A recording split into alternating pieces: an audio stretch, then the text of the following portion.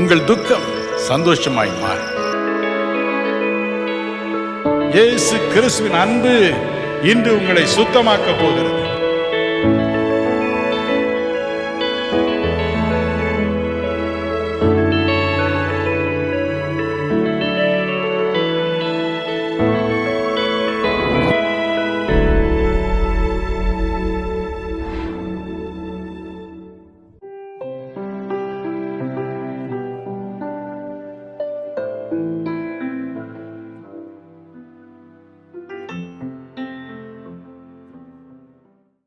இன்று நம்முடைய தியானத்திற்கென்று நான் தெரிந்து கொண்ட வேத வசனம் சங்கீதம் 147:3 வாசிக்க கேட்போமா?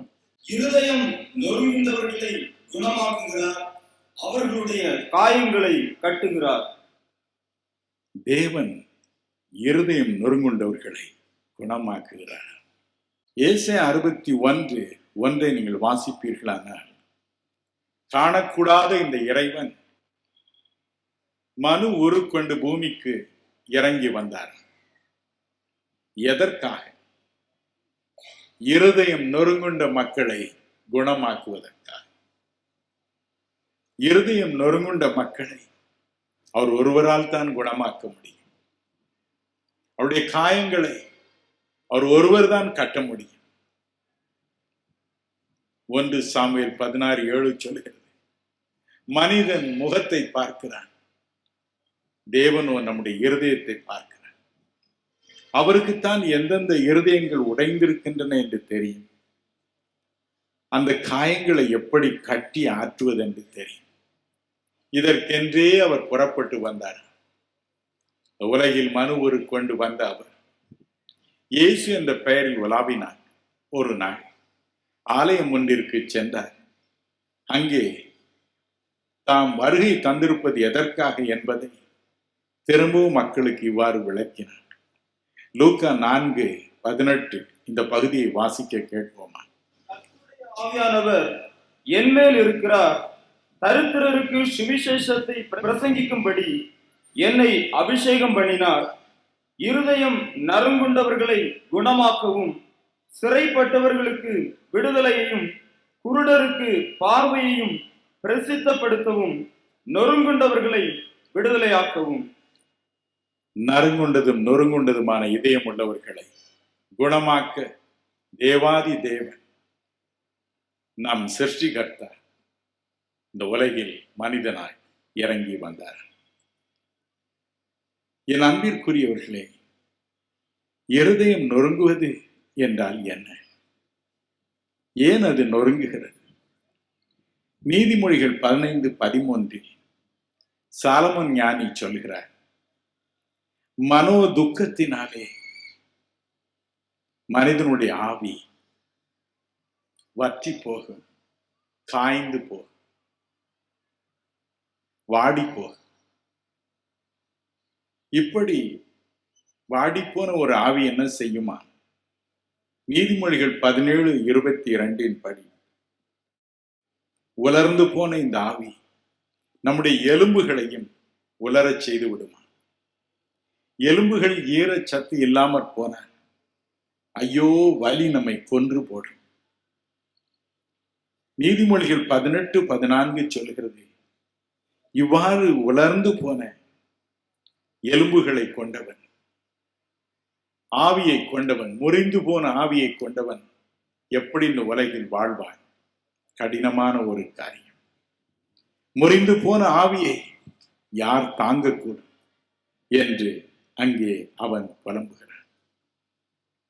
என் அன்பிற்குரியவர்களே, மனோ துக்கம் இருதயத்தை நொறுக்குகிறது. மிக இள வயதிலேயே ஒரு விசை என்னுடைய இருதயம் நொறுங்கின ஒரு நிகழ்ச்சியை அடிக்கடி நான் நினைப்பது உண்டு. பட்ட படிப்பை முடித்த பிறகு வேலை தேடினேன். தற்காலிக ஆசிரியர் பணி ஒன்று 1 ஆண்டிற்கு எனக்கு கிடைத்தது. அதில் எனக்கு திருப்தியே இல்லை. எனவே வேறு ஒரு வேலையை தேடிக்கொண்டிருந்தேன். கடலூர் என்ற சிற்றூரில் நான் அப்பொழுது வாழ்ந்து கொண்டிருந்தேன். என் வீட்டிற்கு அருகில் உள்ள எங்கள் நண்பருடைய வீட்டிற்கு சென்னையில் இருந்து ஒரு குடும்பம் வந்தது. அவர்களை பல இடங்களுக்கு நான் அழைத்து சென்று காண்பித்தேன். எனவே என் மீது அதிக பாசம் கொண்டார்கள். அவர்கள் சொன்னார்கள், தம்பி, நீ சென்னைக்கு வந்து வேலை தேடுவதானால் எங்கள் வீட்டிலேயே தங்கிக் கொள் என்றார். அப்படியே நான் சென்றேன். அவள் வீட்டில் தங்கினேன். ஒரு வாரம் வேலை தேடினேன்.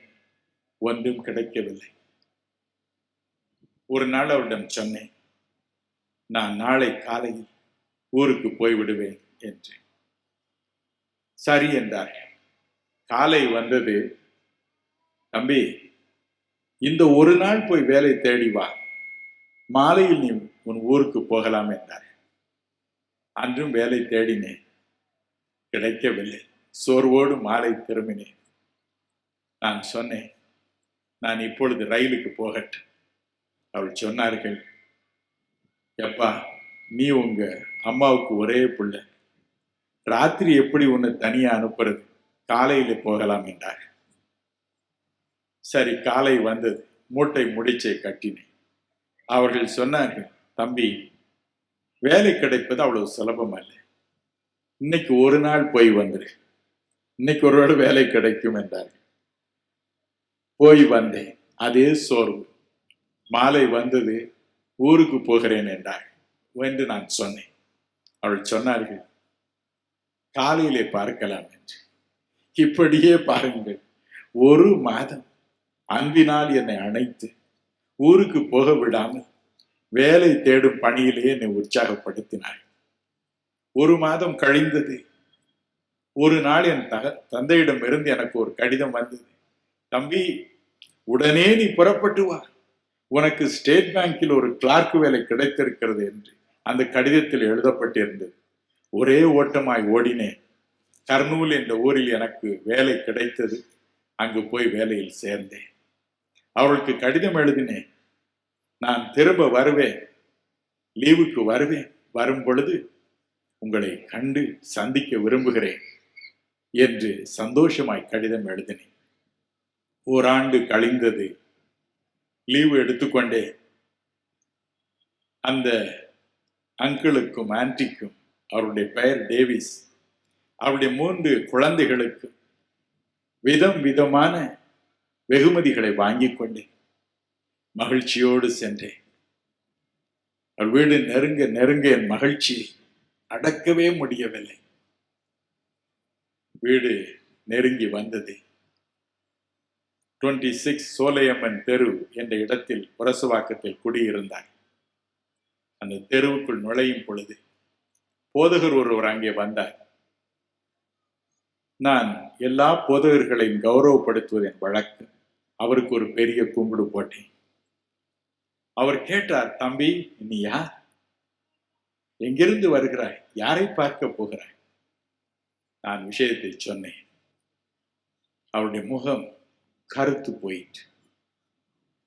உனக்கு விஷயமே தெரியாதா என்றார். என்ன விஷயம் என்று கேட்டேன். நீ தேடி போகிற டேவிஸ் அங்கிள் இறந்து போனாரே. தூக்கி வாரி போட்டது. ஆன்டி இருப்பார்கள் அல்லையா என்றேன். ஆன்டி தான் அப்பா முதல்ல இறந்தது என்றார். திக்கென்றது. அவளுடைய மூத்த மகள் இருப்பாளே, அவளையாவது பார்த்து போகிறேன் என்று சொன்னேன். அவர் சொன்னார், முதலில் இறந்தது அவருடைய மூத்த மகள் தான். ஒரு நாள் திடீரென்று, ஐயோ, எனக்கு தலை வெடிக்கிறது போல இருக்கிறது என்று சொன்னார். மருத்துவரை கூட்டி வருவதற்குள் இறந்து போனார். அந்த துக்கத்தில் தாய் இறந்து போனார். அதே துக்கத்தில் சில நாட்களுக்குள் அந்த டேவிஸ் அங்கிளும் இறந்து போனார். ஐயா, இன்னும் 2 பிள்ளைகள் இருப்பார்களே, அவர்கள் எங்கே? அவர்கள் எங்கே இருக்கிறார்களோ தெரியவில்லை அப்பா. யாரோ உறவினர்கள் அவர்களை கூட்டிக் கொண்டு போய்விட்டார்கள் என்று சொன்னார். உலகமே எனக்கு சுற்றியது. வானம் இடிந்து தலையில் விழுந்தது போல இருந்தது. என் கையில் ஆவலோடு நான் கொண்டு போயிருந்த வெகுமதி பொட்டலம் தரையில் விழுந்தது. மனம் கசந்து அழுதேன். நடு தெருவில் நின்று அழுதேன். Davis uncle, where have you gone? இரவென்றும் பகலென்றும் பாராமல் என்னை உற்சாகப்படுத்தி முன்பின் தெரியாத என்னை அன்பு பாராட்டின டேவிஸ் ஆண்டி, எங்கே போனீர்கள்? என் அன்பு சகோதரியே, ஏன் உனக்கு தலைவர் எங்கு போனாய்? ஏன் இப்படி நீ மறித்து போனாய்? என் உள்ளம் நொறுங்கியது. நடு தெருவில் நின்று பைத்தியக்காரனை போல பலம்பி அழுது. என் அன்பிற்குரியவர்களே, இதயம் நொறுங்குவது என்பது கடினமான ஒரு அனுபவம். எனினும் இதயத்தை சுமந்து நான் என் சொந்த ஊருக்கு போனேன். என் பெற்றோரை கண்டேன். அவளிடம் நடந்ததை சொன்னேன். என் தாயின் அரவணைப்பு, என் தகப்பனாரின் அன்பு இந்த நொறுங்குதலை குணமாக்கிற்று. அதை தாங்கிக் கொண்டேன். ஆனால் என் அன்பிற்குரியவர்களே, நொறுக்குதலின் மேல் நொறுக்குதல் வருமானால் யாராலும் அதை தாங்கிக் கொள்ளவே முடியாது. ஒரு நொறுக்குதல் தாங்கிக் கொள்ளலாம். யோபு என்ற பக்தன் யோபு 16:14 அப்படித்தான் சொல்லுகிறான். நொறுக்குதலின் மேல் நொறுக்குதல் எனக்கு வந்தது. வாசிக்க கேட்போமா? நொறுக்குதலின் மேல் நொறுக்குதலை என் மேல் வரப்பண்ணினார், பராக்கிரமசாலியை போல என் மேல் பாய்ந்தார். நொறுக்குதலின் மேல் நொறுக்குதல் வந்தது. யார் இந்த யோபு? யோபு 1:3 சொல்கிறது, கிழக்கு தேசத்தில் மிக பெரிய செல்வந்தனாய் இருந்தவன். அவன் குடியிருந்த அந்த கிராமத்தை நீங்கள் இன்றும் பார்க்கலாம். ஈராக் நாட்டில் உள்ள பாக்தாத் நகரில் அருகில் இந்த கிராமம் இருக்கிறது. அங்கே அவனுடைய கல்லறையை வைத்திருக்கிறார்கள். அயூப் என்று அவனை அழைக்கிறார்கள். அழகிய மசூதி ஒன்றை கட்டியிருக்கிறார்கள். அங்கே பிரார்த்தனைக்காக போகிறவருடைய கூட்டம் ஏராளம். உலகம் முழுவதிலும் இருந்து அந்த கல்லறையை பார்க்க வரும் யாத்திரிகளுடைய எண்ணிக்கை அளவற்றது. நானும் அங்கு போயிருந்தேன். 89வது ஆண்டு. இறைவன் இந்த யோபுவை பற்றி ஒரு நற்சாட்சி கொடுத்தார். யோபு 1:8 இறைவன் சொன்னார், அவன் உத்தமன், அவன் சன்மார்க்கன், இறைவனுக்கு பயந்து பொல்லாப்புக்கு விலகுகிற அவனை போல ஒரு மனிதன் இந்த உலகில் இல்லை அப்பா என்று சாட்சி பகர்ந்தார். இதை விட ஒரு மனிதனுக்கு என்ன வேண்டும்? ஆனால் நொறுக்குதல் அவன் மீது வந்தது. ஒரு நாள் வேலைக்காரர்கள் பல திசைகளிலும் இருந்து அவனிடம் ஓடி வந்தார்கள்.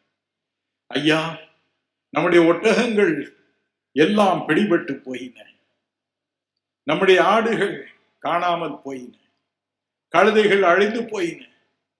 வரிசையாக அடுக்கிக் கொண்டே வந்தார்கள்.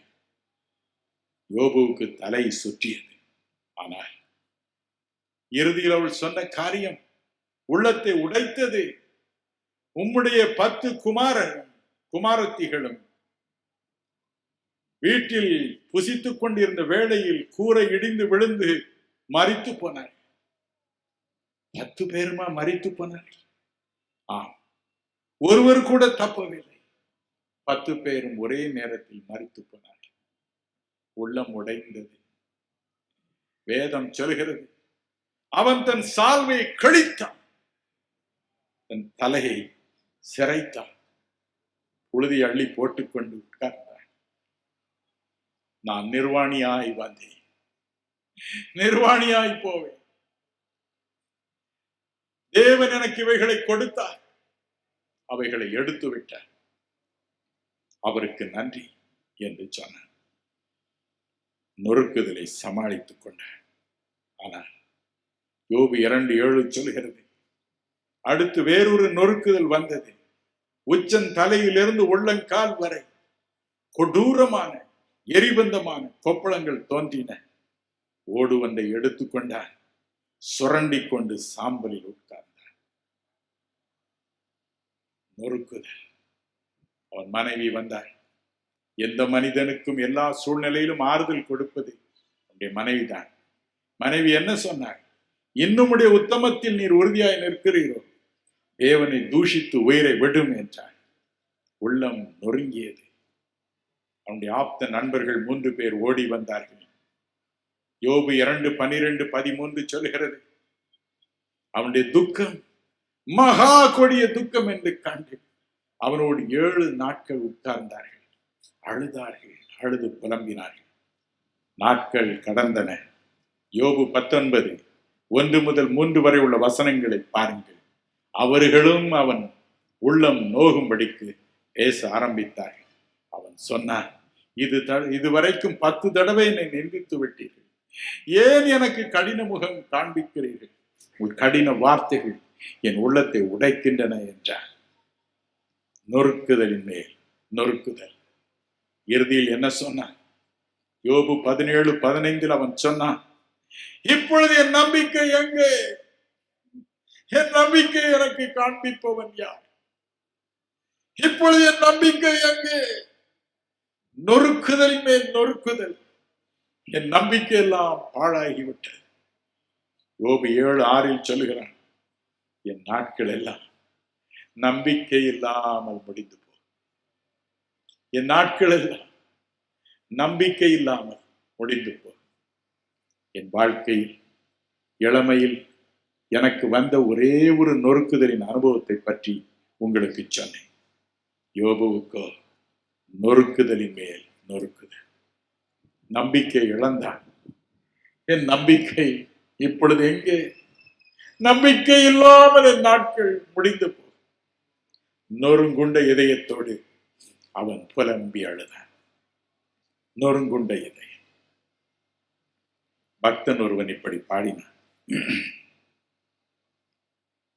தொல்லைகள் மீகவே சூழ்ந்தென்னை தாக்கவே சொருதே எனதேழை நெஞ்சமே,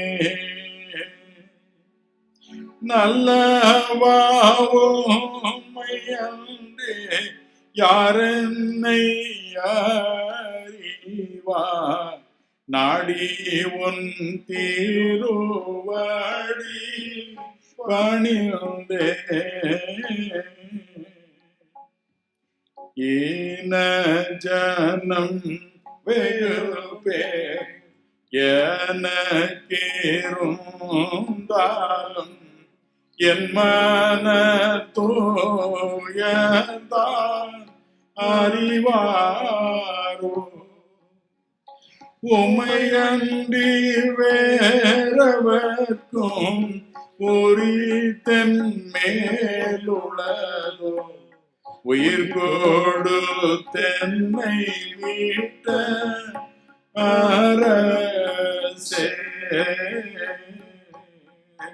எத்திசை பார்த்தும் ஒரு புகழ் காணே, ஏழை என் மனம் கலங்கோதே,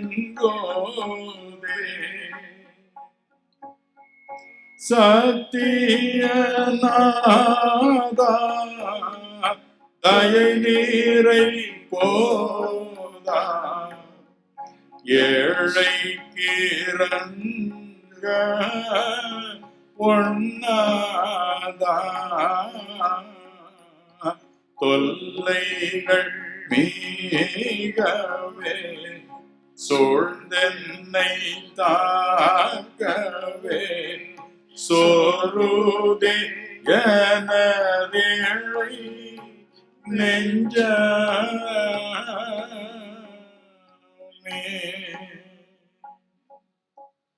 யோபுவின் உள்ளம் சுக்கு நூறாய் நொறுங்கி போயிற்று. என் அன்பிற்குரியவர்களே, இன்று உங்கள் உள்ளத்திலும் கூட சோர்வு இருக்கலாம். நொறுங்கி போன உள்ளத்தோடு நீங்கள் இங்கு வந்திருக்கலாம். உங்கள் முகத்தை பார்த்து யாரும் அதை கண்டுபிடிக்க முடியாது. ஆனால் தேவாதி தேவன் மனு உருக்கொண்டு இறங்கி வந்த இயேசு கிறிஸ்துவின் கண்களுக்கு உங்கள் நொறுங்கிய உள்ளத்தை நீங்கள் மறைக்கவே முடியாது. இன்று உங்கள் நொறுங்கிய உள்ளத்தை அவர் காண்பார், அதை குணமாக்குவார். ஒருவரும் குணமாக்க முடியாத உங்கள் நொறுங்கிய உள்ளத்தை இன்று இரவு இயேசு கிறிஸ்து குணமாக்குவார். கவலைப்படாது. நான் வங்கியில் வேலை பார்த்து கொண்டு இருந்த பொழுது குண்டுராவ் என்று ஒரு கிளார்க் என்னிடம் வேலை செய்தார். மாலை ஆனால் போதும் எல்லாரிடம் சிடு சிடு என்று விழுவார். நல்ல வேலையாள். ஒரு நாள் அவரிடம் கேட்டேன், குண்டுராவ், ஏன் உமக்கு மாலையில் இவ்வளவு கோபம் வருகிறது என்று. இந்த வார்த்தை கேட்டவுடன் 2 கண்களிலும் கண்ணீர். அப்படியே சேரில் உட்கார்ந்து விட்டார். அவர் சொன்னார், சார், இன்னும் கொஞ்ச நேரத்தில் நான் வீட்டிற்கு போவேன். அங்கு என்னத்தை பார்ப்பேன்? என் தாய் பல வருஷமாய் படுத்த படுக்கையா இருக்கிறார். எனக்கு தகப்பனார் இல்லை. எனக்கு ஒரு சகோதரி உண்டு. திருமணமாகாமல் வயது ஏறிக்கொண்டே போகிறது. என்னால் திருமணம் முடிக்க என் கையில் வசதி இல்லை. எனக்கு ஒரு ஊதாரி தம்பி உண்டு. வீட்டில் இருப்பதெல்லாம் திருடி திருடி விற்று விடுவான். வீட்டிற்கு போனால் நான் காண்பது இதுதான் சார். சார், நான் வெளியே சிரிக்கிறேன். என் உள்ளமோ உடைந்த உள்ளம்.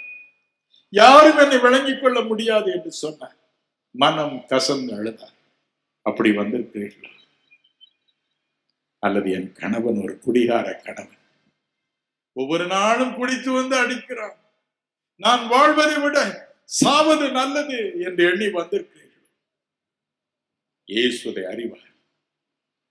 உங்கள் உள்ளங்களை குணமாக்குவதற்கென்று, அந்த காயங்களை சுகமாக்குவதற்கென்று அவர் பூமிக்கு இறங்கி வந்தார். மனம் கலங்காது என்று இந்த கூட்டம் முடிவதற்கு முன்புதான் உள்ளங்களை அவர் குணமாக்குவார். ஹல்லேலூயா. உங்களை குணமாக்கி மட்டும்தான் அனுப்புவார். கவலைப்படாதிருங்கள். உங்கள் இருதயம் கலங்காது இருப்பதாக. எப்படி இதை உறுதியாக சொல்ல முடியும்? என் அன்பிற்குரியவர்களே, ஏசாயா 53:10 பாருங்கள். வேதம் சொல்லுகிறது, இயேசு கிறிஸ்து தாமே அந்த நொறுக்குதலினூடே கடந்து சென்றார். எல்லா நொறுக்குதலும் எனக்கு வரட்டும் என்றார். வசனத்தை வாசிக்க கேட்போமா? அவரை நொறுக்க சித்தமாகி அவரை பாடுகளுக்கு உட்படுத்தினார். அவரை நொறுக்க சித்தமான அவர் பாடுகளுக்கு உட்படுத்தப்பட்டார். அவர் நொறுக்கப்பட்டார். இயேசு கிறிஸ்து சிலுவைக்கு போகும் முன்பதாய் கெத்செமனே எனும் ஒரு தோட்டத்தில் தனித்து ஜெபிக்க போனார். தூரத்தில் துரோகியான யூதாசின் காலடிகள் கேட்கின்றன. மறுபக்கம் தான் நம்பி கூட்டி வந்த 3 சீடர்களும் உறங்குகிறார். மற்றவர்கள் எங்கு போனார்களோ தெரியாது. தனிமையில் புலம்பினார். இறைவனை நோக்கி பிரார்த்தனை செய்தார். உம்மால் எல்லாம் கூடும். இந்த பாத்திரம் என்னை விட்டு நீங்க கூடுமானால் இது நீங்கட்டும். இல்லை என்றால் உம் சித்தமாக கடவுள் என்றார். என் அன்பிற்குரியவர்களே, உலகில் தோன்றிய ஒவ்வொரு மனிதனுடைய உள்ளத்திலும் வரக்கூடிய ஒவ்வொரு நொறுங்குதலும் அவர் மீது வந்தது. ஒவ்வொரு நொறுங்குதலும் அவர் மீது வந்தது. ஒவ்வொரு மனிதன், ஒவ்வொரு பெண், ஒவ்வொருடைய வாழ்க்கையிலும் வரக்கூடிய ஒவ்வொரு விதமான நொறுங்குதலையும் தேவன் அவர் மீது சுமத்தினார். அவர் நொறுக்கப்பட்டார். தாங்க முடியாத வேதனை அவருடைய உள்ளத்தை வாட்டியது. வேதம் சொல்கிறது, மிகுந்த வியாகுலத்தோடு அவர் ஜெபித்தார். மிகுந்த வியாகுலம். ஒவ்வொரு மனிதனுடைய வியாகுலத்தையும் அவர் சுமந்தார். வேதம் சொல்கிறது, சங்கீதம் 25:17, தேவனே என் ஆத்தும வியாகுலங்களை நீர் அறிந்திருக்கிறீர், எனக்கு உதவி செய்யும் என்று மக்கள் புலம்புவதாக. சங்கீதம் 31:7 கூட அதே காரியத்தை சொல்கிறது. என் வியாகுலங்களை நீர் அறிந்திருக்கிறீர், எனக்கு உதவி செய்யும் என்று ஒவ்வொரு மனிதனும் பெண்ணும் இயேசுவை நோக்கி கதறுகிறார், தேவனை நோக்கி கதறுகிறார். எனவே இயேசு சொன்னார், ஒவ்வொரு மனிதனுடைய ஒவ்வொரு பெண்ணினுடைய வியாகுலத்தையும் நொறுக்குதலையும் நான் சுமக்கட்டும் என்றார். மிகுந்த வியாகுலம் அவரை பிடித்தது, அவருடைய சரீரம் நொறுங்கியது. லூக்கா 22:43-44 வசனங்களை வாசிக்க கேட்போமா? அப்பொழுது வானத்திலிருந்து ஒரு தூதன் தோன்றி அவரை பலப்படுத்தினான். அவர் மிகவும் வியாகுலப்பட்டு அதிக ஊக்கத்தோடே ஜெபம் பண்ணினார். அவருடைய வேர்வை இரத்தத்தின் பெருந்துளிகளாய் தரையிலே விழுந்தது. இரத்தத்தின் பெரும் துளிகளாய் தரையில் விழுந்தது. அவ்வளவு வேதனை, அவ்வளவு சஞ்சலம். என் அன்பிற்குரியவர்களே, இன்று கடினமான நொறுக்குதலின் பாதையில் போய்கொண்டிருக்கிறீர்களா? கவலைப்படாதிருங்கள். உங்கள் நொறுக்குதலை அவர் அறிவார். உங்கள் நொறுக்குதல் எப்படி இருக்கும் என்பதை அவர் அறிந்திருக்கிறார். அந்த வழியை கடந்து போயிருக்கிறார். அந்த நொறுக்குதலை தாங்க முடியாமல் அவருடைய சரீரத்தில் இருந்து இரத்தமானது வேர்வையின் பெருந்துளியாய் கீழே விழுந்தது. நீங்கள் சொல்கிறீர்களோ, நான் இரத்த கண்ணீர் வடிக்கிறேன் ஐயா. அடிக்கடி நாம் சொல்கிறோம் இல்லையா, நான் இரத்த கண்ணீர் வடிக்கிறேன், இரத்த கண்ணீர் வடிக்கிறேன். யோபு சொன்னார், யோபு 16:18, பூமியே என் இரத்தத்தை மூடி போடாதே, நான் இரத்த கண்ணீர் வடிக்கிறேன், என் இரத்தத்தை நீ மூடி போடாதே, அதை இறைவன் பார்க்கட்டும், அதில் கொடுக்கட்டும் என்று புலம்பினார். நமக்கும் அப்படித்தான். நம் இரத்த கண்ணீரை அவர் பார்க்கிறார். 1969 ஆண்டு என்னுடைய 2 நுரையீரல்களும் பழுதுபட்டு போயின. எப்பொழுதும் இரத்தத்தை உமிழ்ந்து கொண்டே இருப்பேன். என் உருவம் எலும்பும் தோலுமாயிற்று. ஒரு பக்கம் சரீரத்தில் பாடு. இரவு வரும் பொழுது காலை எப்பொழுது வரும் என்று காத்திருப்பேன். இரவெல்லாம் வேதனை. நுரையீரலில் யாரோ நெருப்பை கொளுத்தி போட்டு விட்டது போல் இருக்கும். இரவெல்லாம் கூச்சலிடுவேன், எப்பொழுது காலை வரும், காலை வரும். அதே வேதனை. மறுபடியும் புலம்புவேன், எப்பொழுது இரவு வரும், நான் இளைப்பாறுவேன். இரவும் பகலும் வேதனை. என் மனைவி பிள்ளைகளை பார்க்கும் பொழுது இரத்த கண்ணீர். தேவனை நோக்கி இரத்த கண்ணீர். உமக்கு உண்பதாய் உத்தமமாய் நடக்கவில்லையா? சன்மார்க்கனாய் நடக்கவில்லையா? உடைய அன்பை பற்றி கணக்கற்ற மக்களுக்கு நான் சொல்லவில்லையா? ஏன் என்னுடைய நுரையீரலில் இருந்து ரத்தம் வருகிறது? ஏன் எனக்கு இந்த வேதனை? ஏன் இந்த நொறுக்குதல்? கடைசியாக மரணத்திற்கும் எனக்கும் ஒரே ஒரு வாரம் தான் இருந்தது. மனைவி அழைத்தேன், நான் உன்னை விட்டு போகும் நேரம் வந்தது. ஆனால் தேவனுக்கு உண்பதாக உத்தமமாய் நடந்தேன். எனவே உன்னையும் என் குழந்தைகளை தேவன் காப்பாற்றுவார். மனைவி அழுதாள். சமையல் அறைக்கு போய்விட்டாள். தனிமையாய் உட்கார்ந்து இல்லை, படுத்து கிடந்தேன். எலும்பும் தோலுமாயிருந்தேன். கண்ணை மூடினால் இருள், மரண இருள். யோபு சொன்னார், மரண இருள் என் இமைகளில் உண்டாயிருக்கிறது என்று. அதே நிலைதான். மனம் கசந்து அழுதே, மனம் கசந்து அழுதே. இரத்த கண்ணீர் வடித்தேன், இரத்தத்தை துப்பிக்கொண்டே இருந்தேன். அந்த நேரம் பார்த்து வேறொரு அறையில் நுழைந்தார். உற்று பார்த்தேன், ஆண்டவராகிய இயேசு கிறிஸ்து என் அறையில் நுழைந்தார். ஹல்லேலூயா.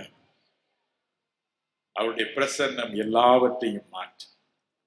என் அருகில் வந்து உட்கார்ந்த, ஏன் அழுகிறாய், ஏன் புலம்புகிறாய்? நான் சொன்னேன், என் வேதனை என்னால் தாங்க முடியவில்லை, என்னால் தாங்க முடியவில்லை. ஒவ்வொன்றாய் பதில் சொன்னார். இறுதியில் அவர் சொன்னார், என் மகனே, நீ இந்த வேதனையின் பாதையில் கடந்து போனால் ஒழிய என் மக்களுடைய வியாதி படுக்கையின் வேதனை நீ அறியவே முடியாது. எனவே இதை அனுமதித்தேன்.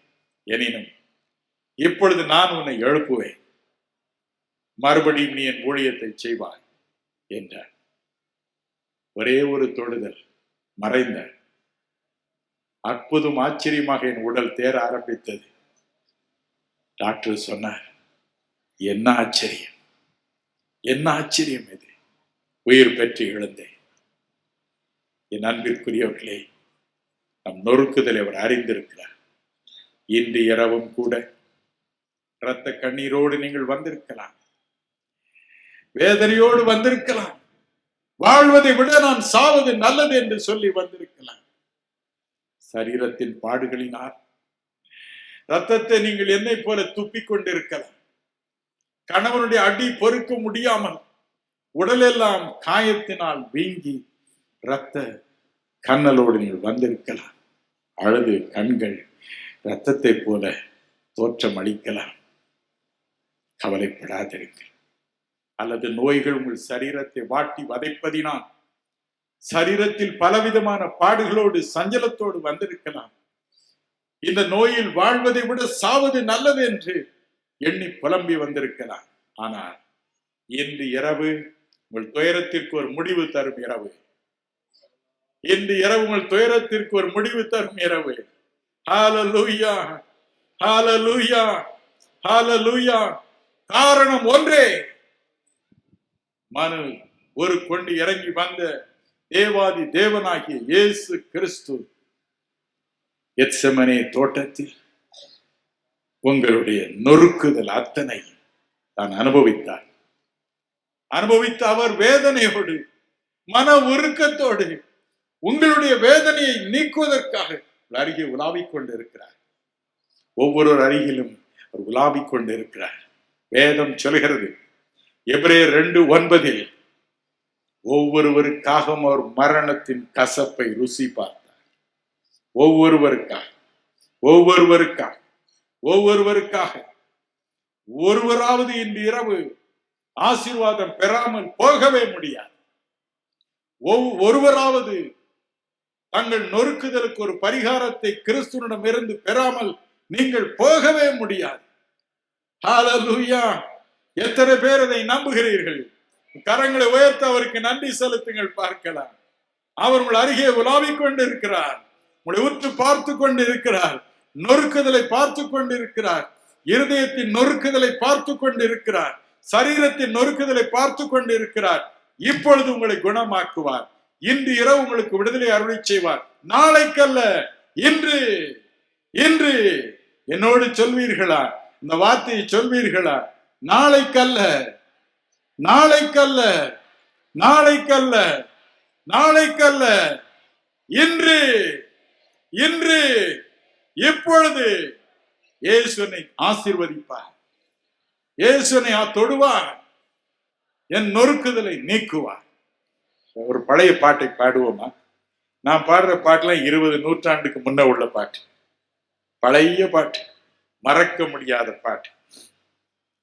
தொல்லை கஷ்டங்கள் சோர்ந்திடும், துன்பம் துக்கம் வரும், இன்பத்தில் துன்பம் நேர்ந்திடும், இருளாய் தோன்றும் எங்கும்,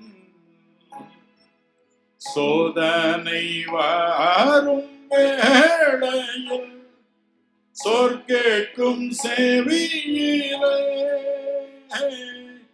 பாரத்திலிருந்து ஜெயம் வரும், பரன் உன்னை காக்க வல்லோ, பாரத்திலிருந்து ஜெயம் வரும், பரன் என்னை காக்க வல்லோ, காக்கும் வல்ல மீட்பர் உண்டெனக்கு, உண்டெனக்கு, உண்டெனக்கு. காக்கும் வல்ல மீட்பர் உண்டெனக்கு, காத்திடுவார் என்றுமே, காத்திடுவார் என்றுமே. என்ன வந்தாலும் நம்புவேன் என் நேசமீட்பரை, யார் கைவிட்டாலும் செல்வேன் எனது இயேசுவே. அகல ஆழ உயரமா எவ்வள வந்து குந்தான், என்ன துன்பங்கள் வந்தாலும் அவர் என்னை கைவிட மாட்டார். என்ன துன்பங்கள் வந்தாலும் அவர் என்னை கைவிட மாட்டார். காக்கும் வல்ல மீட்பு உண்டெனக்கு, உண்டெனக்கு, உண்டெனக்கு. காக்கும் வல்ல மீட்பு உண்டெனக்கு, காத்திடுவார் என்றுமே, காத்திடுவார் என்றுமே. மனம் கலங்காது. நொறுக்குதலின் மேல் நொறுக்குதல் வந்த யோபுவுக்கு யோபு 42:10 படி அவன் இழந்த எல்லாவற்றையும் இரண்டத்தனையாய் கொடுத்த ஆண்டவர் உங்களுக்கு செய்ய மாட்டாரா? தேவன் பட்சவாதம் உள்ளவர் அல்ல என்று ரோமர் 2:11 சொல்கிறது. அப்போஸ்தலர் 10:34 சொல்கிறது. 2 மடங்கு என்று உங்களை ஆசீர்வதிப்பார், 2 மடங்கு உங்களை ஆசீர்வதிப்பார். எத்தனை பேர் அதை நம்புகிறீர்கள்? ஹல்லேலூயா, ஹல்லேலூயா. ஒரு காரியத்தை சொல்லி நான் முடிக்கட்டும்.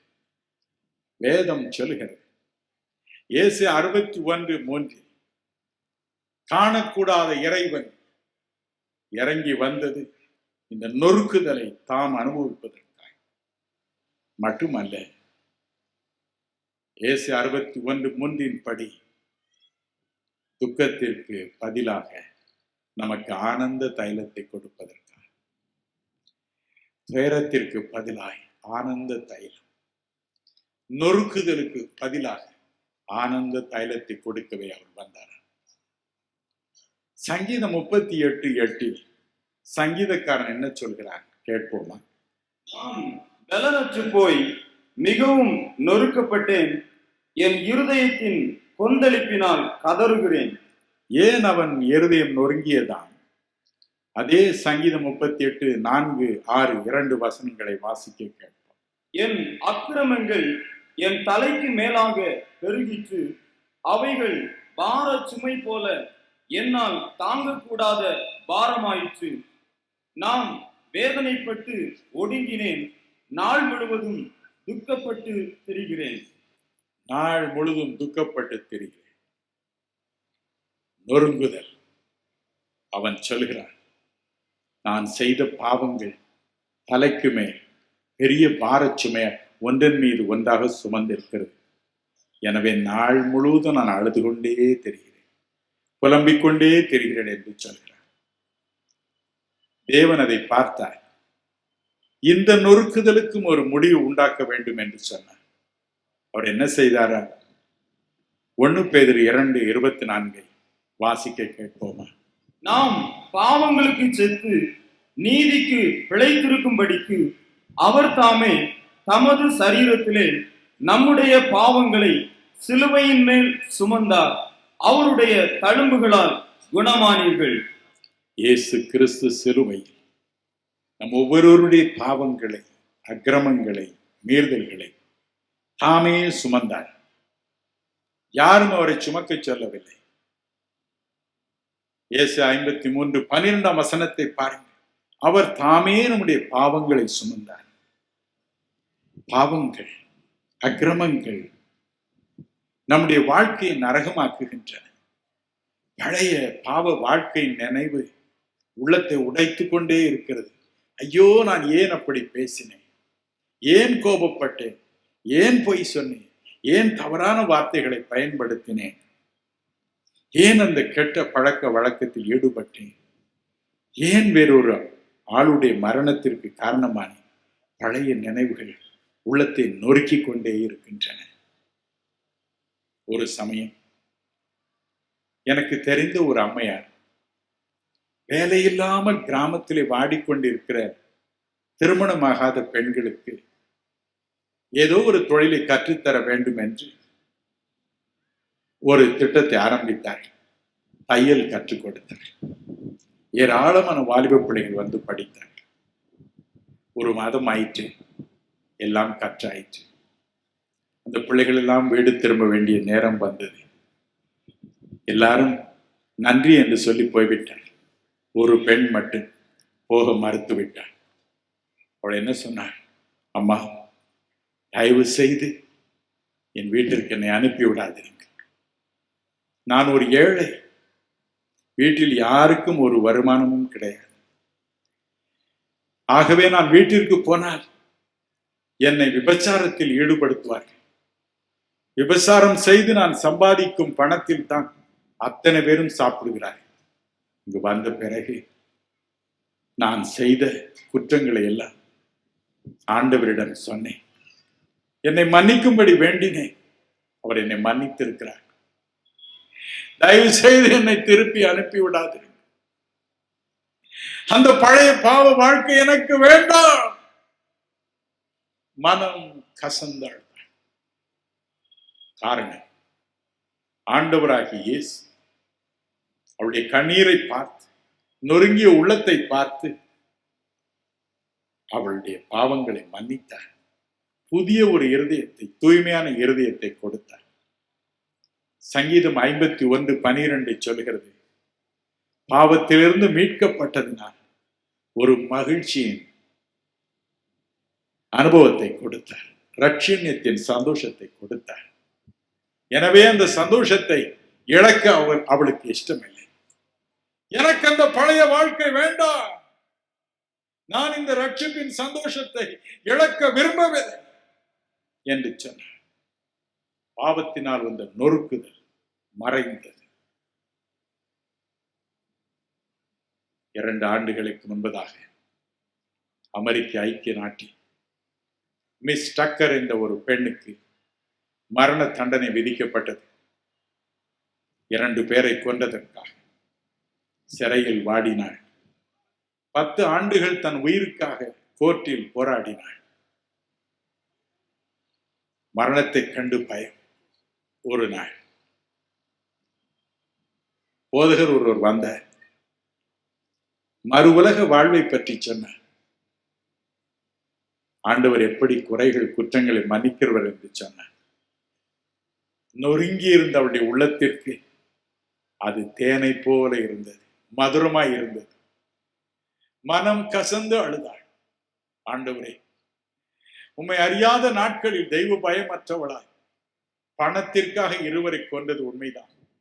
என்னை மன்னித்து விடும். என் இருதயம் நொறுங்கி போய் இருக்கிறது. எனக்கு ஆறுதலை தான்.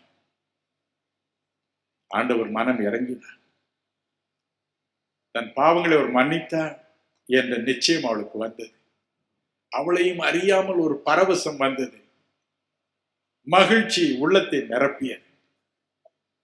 அவளை மரண தண்டனைக்கு அழைத்து செல்லும் நேரம் வந்தது. கடைசியாக நீங்கள் என்ன கூறுகிறீர்கள் என்று அதிகாரிகள் கேட்டார், பத்திரிகையாளர்களுக்கு அனுப்புவதற்காக. அந்த பெண் என்ன சொன்னார்? என் கவலையெல்லாம் நீங்கி போனது. என்னுடைய ஒரே ஒரு வாஞ்சை இப்பொழுது, நான் எப்பொழுது மோட்சம் செல்வேன், எனக்கு இந்த புதிய இன்பத்தை கொடுத்த, பாவ நொறுக்குதலை என்னை விட்டு அகற்றிய அவரை எப்பொழுது பார்த்து பரவசம் அடையலாம் என்றே எனக்கு தோன்றுகிறது ஐயா. இந்த இன்பத்தை, பேரின்பத்தை எனக்கு கொடுத்த அவரை நான் போய் பார்க்க வேண்டும் என்று சொன்னார். என் அன்பிற்குரியவர்களே, அதுதான் கிறிஸ்து தரும் ரட்சண்யத்தின் சந்தோஷம். நொறுங்குண்ட இதயத்தின் வேதனை அவர் அறிந்திருக்கிறார். அவருடைய இருதயமும் நொறுங்கும்படிக்கு ஒப்புக் கொடுத்தார். மட்டுமல்ல, இருதயத்தை தொடர்ந்து நொறுக்கும் பாவங்களில் இருந்து விடுதலை செய்து ரட்சிப்பின் சந்தோஷத்தை கொடுத்தார். மகிழ்ச்சியோடு அந்த பெண் மோட்சத்திற்கு போகும் நேரத்தை எதிர்பார்க்கும்படிக்கு அந்த இதயத்தை மாற்றினார். தாயின் தயவுடையாய் தமியன் சேயன் கண்மூடுகையோ, தாயின் தயவுடையாய் தமியன் சேயன் கண்மூடுகையோ, பாயோளி பசும் பொன்னி பக்த சிந்தாமணி, பாயோளி பசும் பொன்னி பக்த சிந்தாமணி, தூயா திரு பாத தரிசனம் தந்தருள் பக்தருடன் பாடுவே, பரம சபை முக்த குழாம் கொடுவே, பக்தருடன் பாடுவே, பக்தருடன் பாடுவே, பக்தருடன் பாடுவே, பக்தருடன் பாடுவே, அன்பாலனைக்கும் அருள்நாதன் மார்பீனில், அன்பால் அணைக்கும் அருள்நாதன் மார்பீனில், இன்பம் நுகம் திளை பாரு கூட பக்தருடன் பாடுவே, பரம சபை முக்தர் குழாம் கொடுவே, பக்தருடன் பாடுவே. துன்பத்திற்கு தக்கதாய், துயரத்திற்கு தக்கதாய், துக்கத்திற்கு தக்கதாய் ஆனந்த தைலம். இங்கே மகிழ்ச்சியின் பாடல். கடைசியாக நொறுங்கி போன உள்ளமுடைய மக்களுக்கு அவர் சொல்வது என்ன? ஏசாயா 57:15 வாசிக்க கேட்போமா? நித்திய வாசியும் பரிசுத்தர் என்கிற நாமமும் உள்ளவராகிய மகத்துவமும் உன்னதமுமானவர் சொல்லுகிறார், உன்னதத்திலும் பரிசுத்த ஸ்தலத்திலும் வாசம் பண்ணுகிற நான் பணிந்தவர்களின் ஆவியை உயிர்ப்பிக்கிறதற்கும் நொறுங்கினவர்களின் இருதயத்தை உயிர்ப்பிக்கிறதற்கும் நொறுங்குண்டு பணிந்த ஆவி உள்ளவர்களிடத்திலும் வாசம் பண்ணுகிறேன். நொறுங்குண்ட இதயம் உள்ளவர்களிடத்தில் வந்து அவர் வாசம் பண்ணுவார். இந்த உள்ளத்தில் வந்து வாசம் பண்ணுவார்.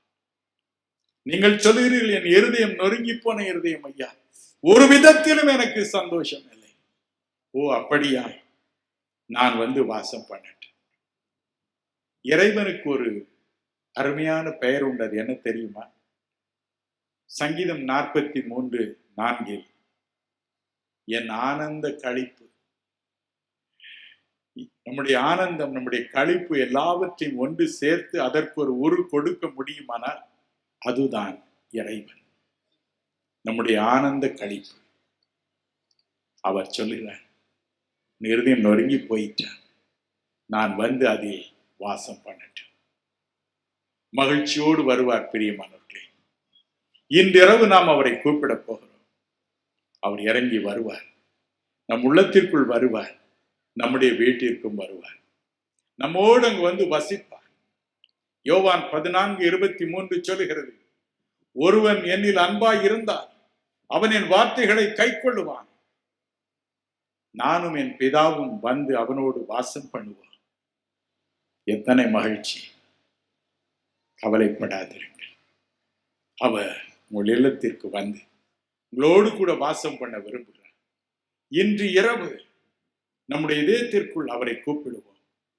ஆண்டவரே, என் பாவங்களை மன்னிப்பது மட்டும் எனக்கு போதாது, என் நோய்களை குணமாக்குவது மட்டும் போதாது, எனக்கு நீரே வேண்டும், நீரே என் உள்ளத்திற்குள் வர வேண்டும் என்று அவரை நோக்கி நாம் இன்று இரவு கேட்போமா? அவர் வருவார். நம்முடைய உள்ளத்திற்குள் நிரந்தரமாய் ஒரு ஆனந்த களிப்பு, 24 மணி நேரம் ஒரு ஆனந்த களிப்பு, அதை தருவார். அந்த அனுபவத்தை தருவார். நாம் ஜெபிப்போமா? கண்களை மூடுவோம்.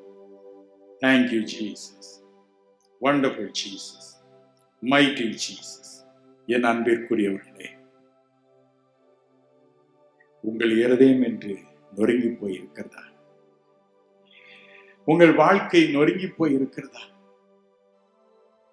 அதை செப்பனிட, அதை சரி செய்ய இயேசு கிறிஸ்து அவளோடு உங்கள் அருகே வந்து நிற்கிறார்.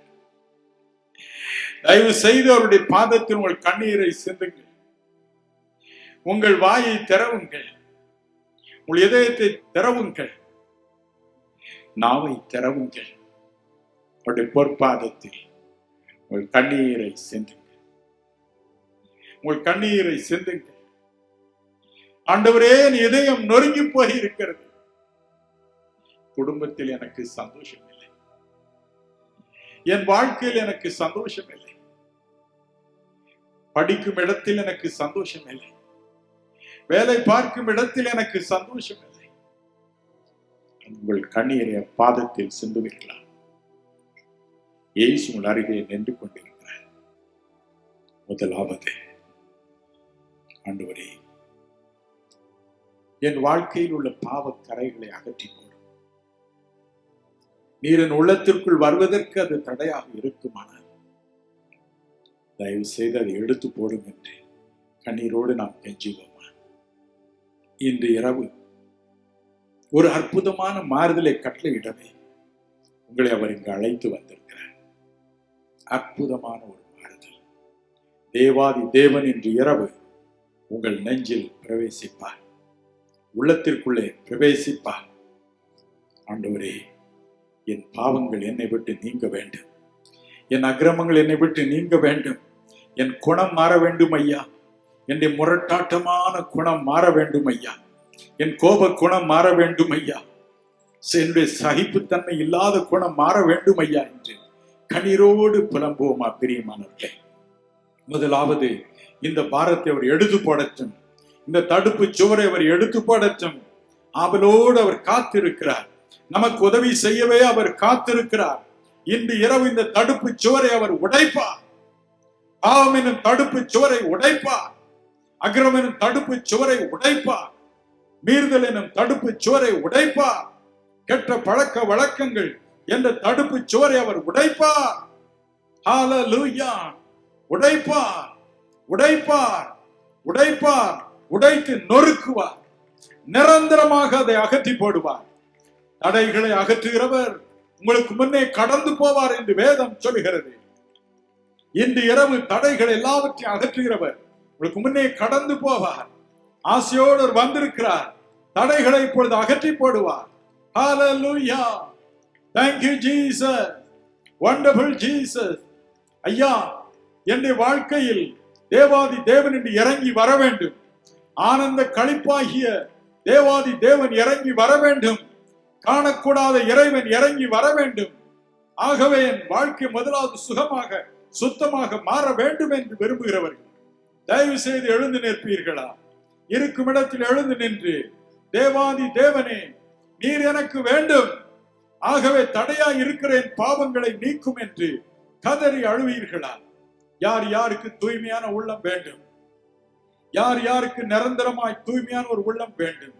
தயவு செய்து இருக்கும் இடத்தில் எழுந்து நில்லுங்கள். தேவனை நோக்கி இப்பொழுது கதறுங்கள். ஆண்டவரே, எனக்கு மன்னிக்கும், எனக்கு மன்னியும், எனக்கு மன்னியும், எனக்கு மன்னியும், எனக்கு மன்னியும், என்னை தூய்மையாக்கும், என்னை தூய்மையாக்கும். பாவம், அக்கிரமம், மீறுதல் என்னும் இந்த இடர்கள் என்னை விட்டு அகலும்படி செய்யும் என்று கண்ணீரோடு புலம்புகிறார். நம்முடைய தகப்பனிடம் அழுவதற்கு நமக்கு என்ன வெட்கம் பிரியமானவர்களே. நம்முடைய தகப்பனிடம் அழுவோம், நம்முடைய தந்தையிடம் அழுவோம். நமக்காக கெத்செமனே தோட்டத்தில் புலம்பி அழுது அவருடைய பாதத்தில் அழுவோம். தேவனே எனக்கு உதவி செய்யும், ஐயோ என் வாழ்க்கையை மாற்றும், என் பாவ பழக்க வழக்கங்களை மாற்றும் என்று கதறி அழுவோம், கதறி அழுவோம் பிரியமானவர்களே. மனுஷன் முகத்தை பார்க்கிறான், ஆண்டவரோ இருதயத்தை பார்க்கிறார். இந்த இருதயத்தை அவர் பார்க்கிறார், பார்த்து கொண்டு இருக்கிறார். அதில் உள்ள வேண்டாத காரியங்களை பிடுங்கி எறிந்து போட அவளோடு காத்திருக்கிறார் அவர். ஹல்லேலூயா. என்னை சுகமாக்கும் ஆண்டவரே, என்னை குணமாக்கும், என்னை பரிசுத்தமாக்கும் என்று கண்ணீரோடு நாம் கெஞ்சுவோம், கண்ணீரோடு கெஞ்சுவோம். உள்ளத்தை திறப்போம், உள்ளத்தை திறப்போம். ஐயோ நான் பாவியான மனுஷன், பாவியான பெண், ஐயோ நான் அசுத்தமான காரியத்தை செய்கிறவன், அசுத்தமான காரியத்தை செய்கிறவள் என்று ஒத்துக்கொள்வார். ஹல்லேலூயா. இயேசுவை உற்று பார்த்து கொண்டு இருக்கிறார். ஹல்லேலூயா. Thank you Jesus. Wonderful Jesus. Wonderful Jesus. Thank you Jesus. Thank you Lord.